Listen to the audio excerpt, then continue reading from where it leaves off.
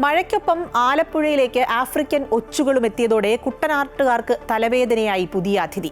ഒച്ചിന്റെ സ്രവങ്ങളിൽ കാണപ്പെടുന്ന പരാതവിര മനുഷ്യരിൽ രോഗബാധയ്ക്ക് കാരണമാകുമെന്നതിനാൽ ജാഗ്രത വേണമെന്ന് കീടനിരീക്ഷണ കേന്ദ്രം അറിയിച്ചതോടെ ആശങ്കയിലാണ് കുട്ടനാട്ടിലെ വിവിധ പഞ്ചായത്തുകളിലെ ജനങ്ങൾ.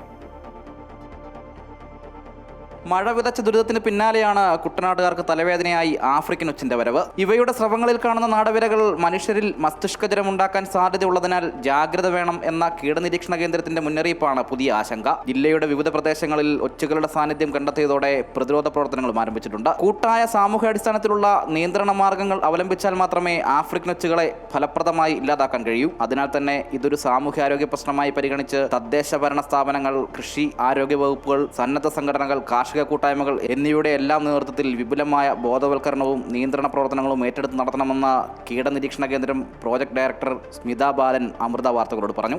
ഈർപ്പമുള്ള സമയത്താണ് കൂടുതലായിട്ട് ഇത് കൂട്ടമായിട്ട് പ്രത്യക്ഷപ്പെടുന്നത്. അത് കഴിഞ്ഞ് വേനൽക്കാലം വരുമ്പോൾ ഇത് മണ്ണിനടിയിൽ സുപ്താവസ്ഥയിൽ സമാധി സ്റ്റേജിൽ നിൽക്കും. പിന്നീട് വീണ്ടും മഴ വരുമ്പോൾ പുറത്തിറങ്ങി വരും. അപ്പോൾ ഇങ്ങനെ ചെയ്യുമ്പോൾ വളരെ വേഗത്തിൽ തന്നെ ഒരു പ്രദേശം മുഴുവൻ ഇവിടെ വ്യാപിക്കുന്നതിന് കാരണമാകുന്നുണ്ട്.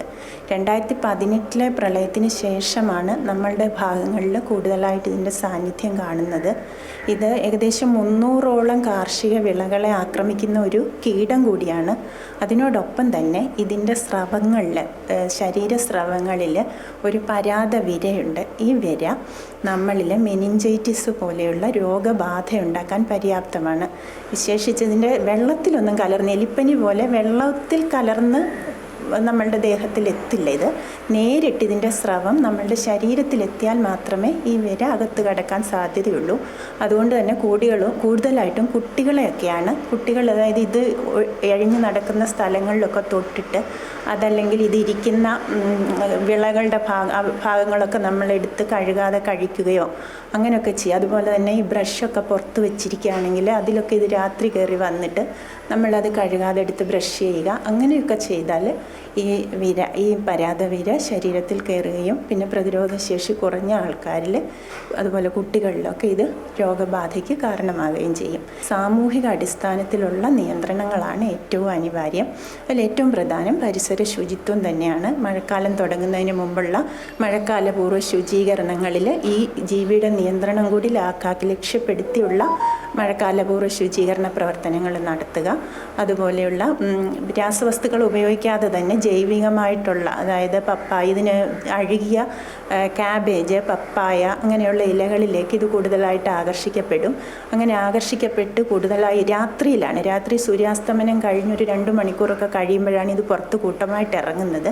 അങ്ങനെ എത്തുന്ന ഒച്ചുകളെ ഒരു കുഴിയിലിട്ട് അതിൽ ഉപ്പ് വിതറുകയോ അതല്ലെങ്കിൽ തുരിശ് ഇടുകയോ ചെയ്ത് നശിപ്പിച്ച് കഴിഞ്ഞാൽ ഇതിൽ നല്ല കാൽസ്യം നിക്ഷേപമാണ് ഇതിൻ്റെ ഷെല്ലെന്ന് പറയുന്നത്. അത് നമുക്ക് മണ്ണിന് വളമായിട്ട് ചേരുന്നതാണ്. അങ്ങനെ നമുക്ക് അവയെ ഉപയോഗപ്പെടുത്തുകയും ചെയ്യാം. കാർഷിക വിളകളെ ആക്രമിച്ച് വിളനാശം ഉണ്ടാക്കുന്ന ആഫ്രിക്കൻ ഒച്ചുകൾ വാഴയിലേക്കാണ് ഏറ്റവും അധികം നാശമുണ്ടാക്കുന്നത്. ഇവയുടെ പ്രത്യുൽപാദന ശേഷിയും വളരെ കൂടുതലാണ്. ആൺ പെൺ ജാതികൾ ഒരേ ജീവിയിൽ തന്നെയാണുള്ളത്. ഒരൊച്ച് ശരാശരി 900 മുട്ടകളെങ്കിലും ഇടും. ഇവയിൽ 90% വിരിഞ്ഞിറങ്ങുകയും ചെയ്യും. അനുകൂല സാഹചര്യങ്ങളിൽ 7 മുതൽ 10 വർഷം വരെ ജീവിക്കുന്ന ഇവയുടെ വംശവർദ്ധനവ് ഭീമമായ തോതിൽ നടക്കുകയും ചുരുങ്ങിയ സമയത്തിനുള്ളിൽ പ്രദേശമാകെ പെരുകുകയും ചെയ്യും. ജൈവാവശിഷ്ടങ്ങൾ കൂട്ടിയിടാതിരിക്കുക, കാട് കയറി കിടക്കുന്ന പറമ്പുകൾ വൃത്തിയാക്കുക എന്നിങ്ങനെയുള്ള മുന്നൊരുക്കങ്ങളാണ് ഇവയുടെ പ്രജനനം തടയാനുള്ള പ്രതിവിധി.